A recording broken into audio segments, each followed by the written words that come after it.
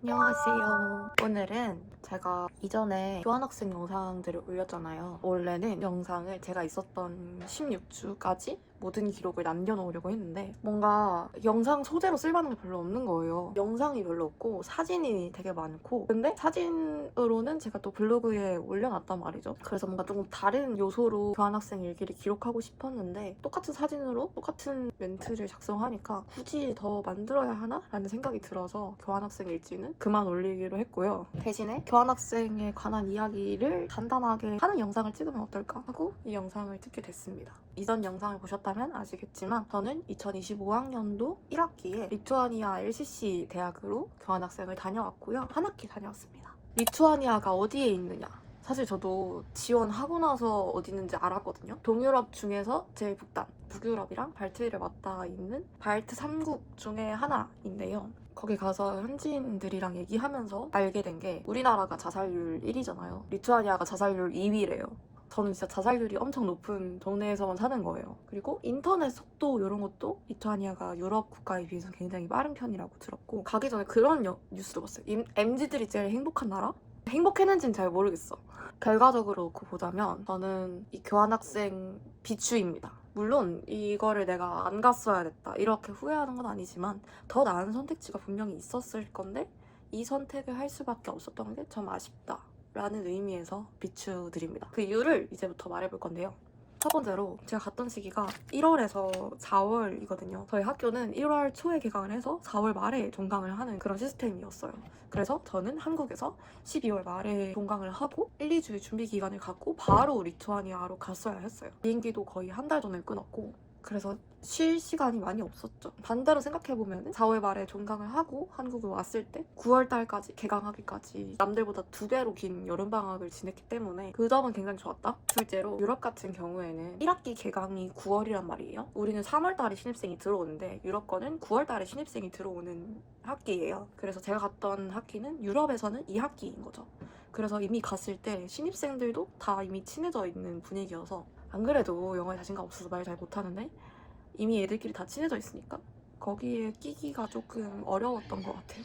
그리고 제가 영어 공부를 많이 하지 않고 간 점? 뭔가 그 어학 성적으로도 그렇고 회화 같은 것도 그렇고 정말 준비를 안 했거든요. 학생 지원할 때도 그 지원하기 직전에 막 부랴부랴 공부해서 치고 성적이 원하는 만큼 안 나와서 그냥 성적 맞춰서 내고 이랬던 게 최선의 선택지를 만들지 못했다. 가서 영어 공부를 좀 해야겠다. 영어 말하는 능력을 좀 키워야겠다 라고 생각했던 게, 그게 제일 잘못됐다고 생각하는 게, 물론 그럴 수 있으면 좋죠. 근데 보통은 이렇게 언어적으로 소통이 되지가 않으면은 친해지기도 어렵고 말을 더 하기도 어렵고, 왜냐면은 얘가 말 걸어봤자 말 이상하게 하고 대답을 잘 못하는데 왜 말을 걸고 싶겠어요. 친구도 안 하고 싶을 거야. 나는 저 스스로도 자신감이 없어지고 못한다고 생각하니까 말을 안 하게 되고, 그래서 영어가 늘긴 했지만 극적으로 늘진 않았다. 차라리 미리 조금 회화 공부를 하고 갔으면은 오히려 더 괜찮았을 것 같다라는 생각이죠. 이거는 인스타 릴스에도 썰로 올려놨는데 교환학생에서의 에피소드가 되게 많거든요. 그 중에서 저는 출근날이 제일 에피소드가 많았어요. 기본 수화물이 25kg인가 30kg가 추가되어 있었는데 아무리 봐도 넘을 것 같아서 현장 가서 추가를 하자 교환학생과 한 다른 언니가 20 안 되게 추가를 했다라는 얘기를 하길래 추가해서라도 들고 가야겠다 이렇게 생각했는데, 웬걸 수화물을 추가를 하려면 90만 원을 내야 된다는 거예요. 제가 생각하기에는 종류도 많이 하기도 하고 장거리 비행이고 무게도 꽤 나갔다 보니까 이 정도 가격이 나오는 게 맞았어요. 근데 제가 그 항공권을 한 80에 구매를 했는데 캐리어를 무슨 90짜리에 들고 가야 되는 거야. 비즈니스석에 이렇게 앉아서 가는 것도 아닌데. 심지어 저 한 3-4시간 전에 왔는데 이미 앞에 사람들이 다 줄 서 있어서 제가 맨 뒤인 거예요. 나 어떻게 해야 되지? 공항 한복판에서 캐리어 오픈쇼 해서 그냥 나는 이 캐리어만 챙겨야겠다. 이려는 버린다. 망한 김에 더 망하자 라는 마인드로 그냥 버리고 갔습니다. 그래서 그 캐리어는 공항에 마중 나와줬던 친한 학생의 언니 오빠들한테 울면서 이것 좀 혹시 우리 집에 가져다 줄 수 있어? 하면서 맡겼던 기억이 있습니다. 그런 일이 있었다. 출국설도 풀었으니까 귀국설도 간단하게 풀어보자면, 저는 진짜 한국에 너무 빨리 오고 싶어 했거든요. 뭔가 한국에 오고 싶다는 그 생각이 너무 강해가지고 한 3월부터는 집에 올 생각밖에 안 했어. 봄방학 같은 게 한 2주 있었는데 그 2주간 그냥 차라리 한국 갈까 생각했어요. 돈을 막 들여서라도 한국에 너무 가고 싶은 거야. 결론적으로는 안 갔죠. 그 한국 갈 돈이면은 그냥 주변 여행하고 말지. 그럴 정도로 집에 너무 가고 싶어서 종강하자마자 집에 갈 계획을 세웠어요. 4월 말에 보통 시험을 다 치고 5월 1일이 졸업식이었어요. 그날이 확실한 종강이었고 그날 이후로 이제 기숙사를 빼고 나가는 그런 분위기였는데 저는 어림없지 4월 말 내 시험이 모두 끝나고 나서 비행기를 잡아놨어요. 제가 수업을 2개 들었는데 한 수업이 화요일, 목요일 수업이었거든요. 근데 갑자기 금요일에 시험을 치겠다는 거야. 아니 상식적으로 화요일, 목요일 수업이면 화요일, 목요일에 시험을 쳐야지 왜 금요일에 시험을 치냐고. 아 망했다. 적어도 나는 비행기 표를 놓치거나 시험 성적을 놓치거나 시험을 금요일 오전에 보는 거였고 점심, 오후에 비행기를 타는 그건데 오전에 시험 치고 간다?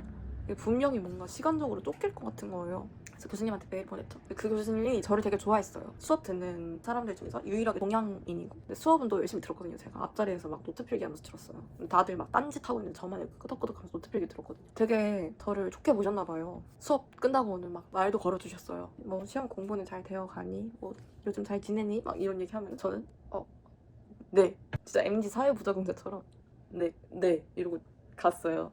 교수님 날 좋아하니까 조금 뭔가 해주지 않을까? 봐주지 않을까? 제가 화요일 목요일 수업이어서 당연히 그날이 시험을 칠 줄 알고 비행기를 금요일 낮으로 잡아놨다. 근데 시험이 그때라서 만약 그때 시험을 치면은 나는 집에 갈 수가 없다. 비행기 표도 취소가 안 되고 어떻게 하면 좋을까요? 했는데 그러면은 너한테 내가 시험지를 미리 주겠다. 너는 시험 미리 봐라. 이거는 우리 둘만의 비밀이야. 이렇게 답장을 하신 거예요. 교수님 감동이야. 이렇게 돼서 저는 목요일에 온라인으로 시험 보고 종강했습니다. 남들보다 조금 빠른 종강을 했습니다. 거기서 되게 불친절하다는 생각을 많이 받았거든요. 사람들이 불친절하다는. 근데 마지막 날 되니까 사람들이 모두 나한테 친절한 거야. 제가 원래는 버스를 타고 가려 했는데 버스 표가 매진인 거예요. 매진되는 경우가 별로 없어요. 왜냐면 사람들이 별로 없기 때문에 없는 도시이기 때문에 매진되는 경우가 거의 없는데 그날 하필 딱 매진이라는 거야. 바로 근처에 기차역도 있거든요. 그래서 한 15분 뒤에 또 기차 바로 오는 게 있어서 그걸 빠르게 휴대폰을 예매하고 바로 기차역으로 가는데 내가 캐리어 막 이만큼의 가방 4-5개 막 메고 이렇게 가니까 도와주겠다고 오신 거예요. 그 무슨 따님분이랑 영상통화하고 계셨거든요. 내 딸이다 인사해라 막 이러고 안녕하세요.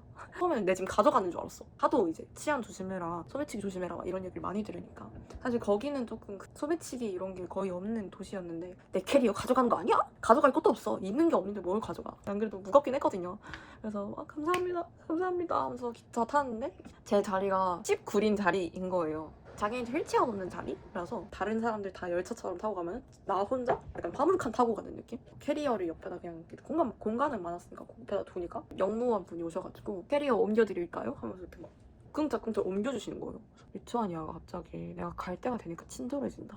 원래는 이렇지 않은 곳이었는데 갑자기 친절해진다. 뭘까 이건? 그렇게 뭐 출국할 때는 그런 에피소드만 있었고 아 가야돼 집 가야돼 하면서 벌써 교환학생 다녀온 지 1년이 넘었는데 좀 다른 세상에 있다 온 것 같다? 진짜 한국에서랑 완전 동떨어진 삶을 살고 거기서는 빨래만 돌려도 진짜 잘했다. 너 어떻게 빨래를 돌려? 막 이런 느낌으로 셀프 칭찬을 많이 했어요. 저는 외로움 많이 안 탄다고 생각했는데 외로움을 진짜 많이 느꼈고 내 마음을 속 시원히 털어놓질 못해.